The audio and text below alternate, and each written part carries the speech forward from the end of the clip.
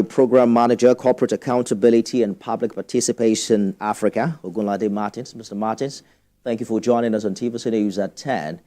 We're told that every single month since June last year to May this year was the world's hottest on record.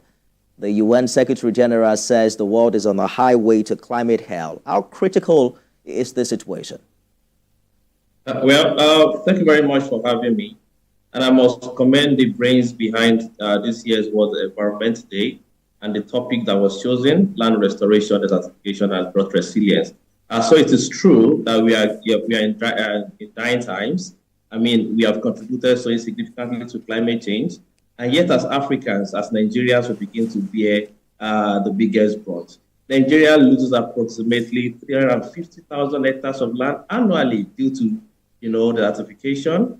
And the causes are known. I mean, it is still due to our negligence of facts and science, that have continued to warn us and caution us why we should hold more, importantly, our responsibility to the environment. But we have failed in this regard. And that's why we're in this situation right now. What must we begin to do differently? Because global commitments in the area of climate, we understand, is also winning. But if you would localize the issue, what direction would you recommend that government here should begin to take? Well, communities should be empowered with knowledge and resources to adopt agroforestry and other sustainable farming techniques. That, unfortunately, is not the case as we speak. The responsibility to safeguard the environment is a collective one. It's not only the duty of government. You and I owe the environment the duty of care. And how much are we, giving this duty of care to the environment? Education campaigns should be intensified to raise awareness, about environmental issues. And of course, more importantly, we believe that government policies should, protect the environment. We hold the environment the duty of care. We don't have any other place to run to. So as much as we put our house in order, we should also be conscious, of our little contributions to climate change that has continued to make the environment unbearable for us as humans. When you say protect the environment, how does that work hand in hand with the massive progress we're seeing in real estate? Many of those places where we used to have trees and forests have become, cities of some sort. And that's how we quantify development in this spot. Well, very true. Many a times we open up land mass without reclamation plans.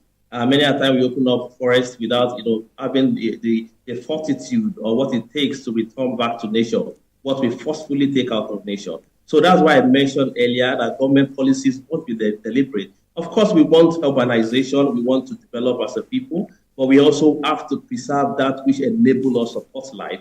So while we are developing, while we are urbanizing, so to speak, should also return back to nature, that which we are taking out of it. Massive investment in forestry as against what we have now in deforestation. And of course, serious investment, in restoration and land reclamation that we don't currently have. It's a matter of policy. It's a matter of people embracing what it is that should support our continuous being as humans.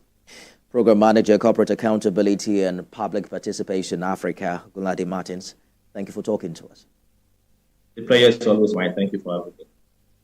Meanwhile, the Federal Minister of Environment has asked nations of the global north to do away with the current apathy around their commitment to deliver at least $20 billion annually in international biodiversity finance. This formed part of discussions at this year's World Environment Day event. Kemi Balogun was there. Nigeria boasts of some of the richest flora, land and faunal biodiversity in Africa.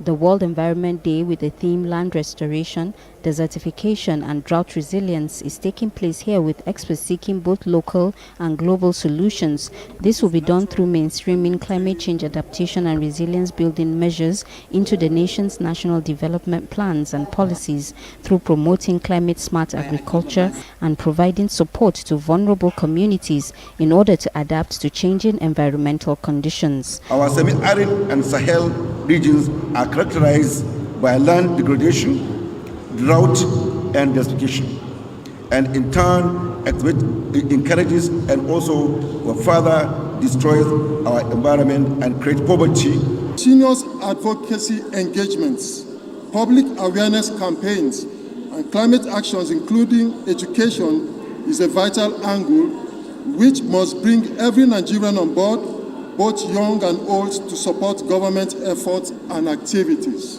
The benefit of Nigeria's biodiversity is estimated to be over $8 billion annually.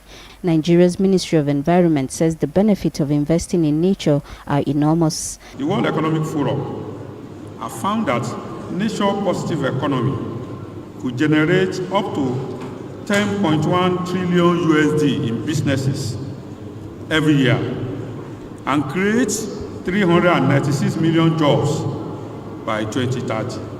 There is an additional return, dividend for the society when we invest in a better management of our ecosystem. Tree planting campaigns remain key to restoring the land and improving Nigeria's forest cover. Focus area of NSPC Foundation is to undertake impactful and sustainable initiatives on environment. With the launch of these climate justice youth ambassadors and other initiatives, experts say measures will continue to be implemented in order to restore degraded landscapes, promote sustainable land management practices, and enhance the resilience of communities to drought and desertification in Nigeria.